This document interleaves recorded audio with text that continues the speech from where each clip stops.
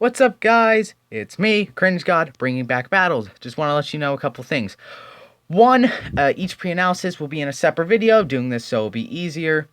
Two, Error Sans has so much context, so in this case, like people can make it like it's Rob was much easier because obviously, I can just go watch the Gumball cartoon. Rob is harder because the fact God dang it, I messed up. Okay, Air Sans is much harder to do because, see, I'm so confused. Air Sans is hard to do because he doesn't have a show. He's just, he's on like a line and people can make stuff about him. So it's very difficult. So I had to go off stuff that like keep track of him. So that's what I had to do in this case.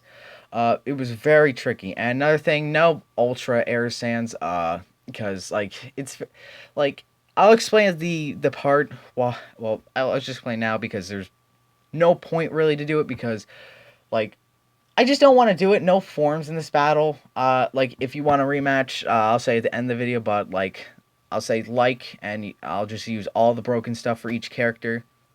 Yeah, so there you go. That's stuff what I really wanted to mention. Thanks for watching the pre-analysis for Rob. In every multiverse, timeline, or universe, there always is an error in it.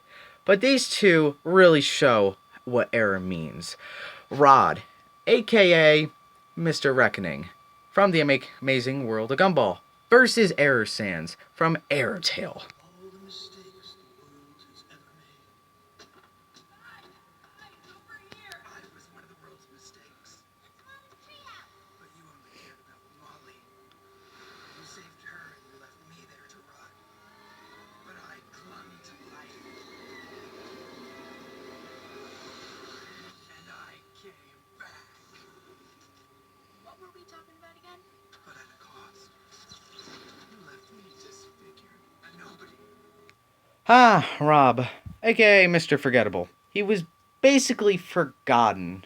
Yeah, I know, pretty messed up if you think about it, but he very much was. Not anybody basically couldn't remember him. And then, as you just saw, he went to the forgotten dimension, where basically if you get forgotten.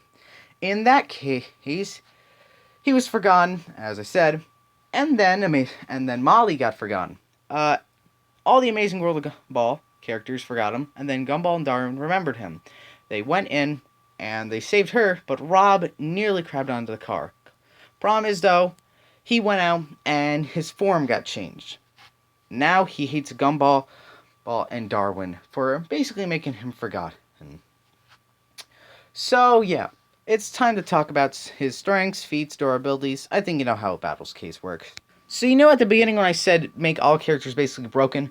Or this is where it is, since, well, there's a speed feat for him we can use, but the strengths feat we're going to have to use kind of Gumball. And the thing with Gumball is that the plot specifically picks him for what he wants. So we're going to have to use Gumball when the most times he's strong, and the most times he's shown it at the same level of strength. But before we get to that, we might as well start off with his better categories. Intelligence. Rob's intelligence is incredible. To even show it to you, he masterminded a plan to get through and destroy everybody in the Amazing World of Gumball that's friends with Gumball, ruin his life, basically. And he did it with the power of the remote. We'll get with that in items. So yeah, he did that, which was very impressive in his intelligence, and he can also elaborate traps and stuff like that. So yeah, fair play. That's probably one of Rob's smart arts. That's one of his best parts of him. Now, Gumball's most likely around building level, knowing how he's in strength. It's more where he uses Toon Force. However, Rob really doesn't have Toon Force. His strongest strength feat is when, well, even though it's back and forth, I'm going to keep it straight down the middle, is when mostly he tore down a locker door, which is in ease. So that wasn't his full strength, but that's where we're going to have to leave it. So Rob is probably as strong as him, a Gumball. Now, speed and durability. Now, speed, well, is one of Rob's very good strong points. I'll tell you why. Well, actually, I'll just show you it right now. Now, just watch. Now, as you can see here, Rob basically runs this building in around 9 seconds. that'll come to play soon. When you see the building, it will play very good. Now, I scale this to a Bugatti, right over around it. See, this building right here, since he's in that building. I'll show you the video where I scaled it to. Now, we're going to be in the middle here. I'm going to say from here to all the way there is going to be a mile, just 1 mile. Now, the Bugatti in the video moved around 253 miles per hour. Now, the video is called Bugatti Veyron Top Speed Test. Now, the key thing about that is that it took the traveler of like the 5 miles or something like that. And that took him very long. Now, the 1 mile, well, not just, well, I'll be serious here. It took him around the speed very fast. Like, I think it was at least 5 miles. It was something. I believe so. It took him to get to the first mile, very hard calculating, to 30 seconds. Okay. Now, the key thing about that is that he's basically faster than him 29 times. Rob is faster than that car 21 times. And since he is 21 times faster than that Bugatti, that makes his miles per hour speed 5,313 miles per hour. He's fast. And which basically makes him around faster than the speed of sound. Now, the next part's durability. Sorry, that's a very issue, but his durability, well, is basically around this right here. And in case you saw that, I'm scaling that to around a 40 by 40 barn. So that's what I'm scaling about, the 40 by 40 barn. And the bomb, if you saw, is incinerated, like the entire thing. And Rob was in that. So I was thinking, how do I scale this? But luckily, there was a very similar fall towards it. If you remember, back in the Gumball episode, Gumball was launched 4,000 feet in the air. And in case you were wondering, he went up and down. That'll come to play a little bit later. Down and with like not even a scratch on him. Now, why did I say that? I want to show you this clip again. Now, I would like for you to watch carefully of how Rob goes up in the air. Notice him. Okay, so he went like how a roller coaster does, and he got more momentum. With how Gumball did, he went up and he went down. Actually took some time in the air and went down. So he didn't get as much momentum. However, Rob, on the other occasion, went over, so he equally got more momentum and got more damage. So we're gonna go ahead and just say, if you want, I believe so, it's 2 times. I believe so, it would be 2 times the power there. So basically, even though he went up there and it was like 4,000 feet, it was more like 8,000 when he crashed into the car.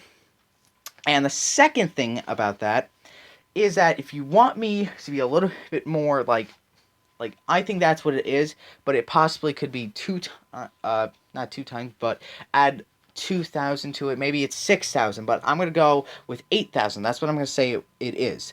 But here's the thing about it. Rob didn't even, Rob is still talking. He's still fine. So, he didn't even take a scratch. And that's more impressive than Gumball's durability feat from there. Now, granted, Gumball has taken some interesting stuff. That's far outclassed that feat, but I think that far outclasses it. But now, time for his most overpowered weapon. The remote is incredible, but not only that, it can send Rob back in time. It can send Rob through the whole pass, through not only that, the commercials and stuff like that. So, he can break the fourth wall with this. Not only that, he can rewind a character in place and fast forward a character in place.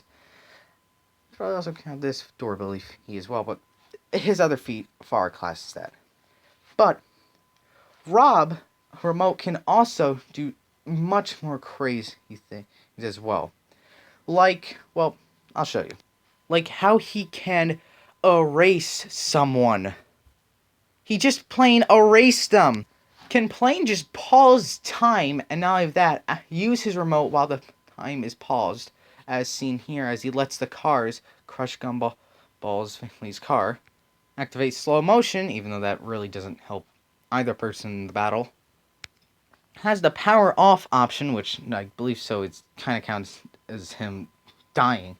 Not only that, he can use the form hat to hurt the other person. And of course, he can use the eject button. And not only that, he has, well, the Forgotten Realm, or TV Realm, whatever it's called. That realm is, well, how do I say it? Very powerful. You can get out of it, but you have to be able to get other dimensions, basically. The only reason Gumball was able to get out of it is because he used the remote to rewind time. So Gumball got incredibly lucky. But, well, that remote's overpowered. But, not only that, the remote does have one issue. The fact that, well, sometimes it's limited with its battery. But he has done plenty of feats. First off, he's hurt Gumball and has kept up with him, who, in case you haven't noticed, isn't always running at nanoseconds. So I would have to argue, in normal, like this, Rob is faster than him, thanks to that feat I said earlier. He's also strong, I would argue stronger than Gumball, since he's outclassed him in strength before. He's also very intelligent. He's done plenty of stuff, far classes almost everybody in the school where Gumball lives at.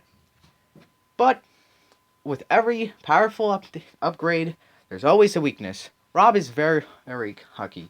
And when he was first a villain and trying to get Gumball and Darwin, all of his traps failed the first try. So, yeah, I would say basically he's not the best trapper. But if you ever get in Rob's way, prepare for a fight that you might not win.